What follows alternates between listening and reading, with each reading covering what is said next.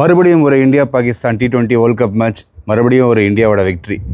But இன்றைக்கி இந்தியாவுக்கு நிறைய விஷயங்கள் சாதகமாக இல்லைங்க. பிச்சு ரொம்ப ஒரு டஃப்பான பிச்சுன்னு சொல்லலாம்.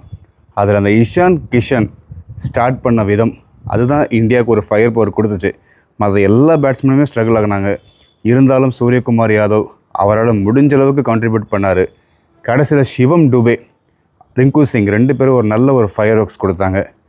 பவுலிங் ஏற்கனவே பிச்சு டஃப்பாக இருக்கனால இந்தியன் ஃபாஸ்ட் பவுலர்ஸ் ஒரு நல்ல ஸ்டார்ட் கொடுத்தாங்க. அதுலேயே பாகிஸ்தான் 3-4 விக்கெட் பவர் பிளேயில் விட்டாங்க. அங்கேயே மேட்ச் முடிஞ்சதுங்க.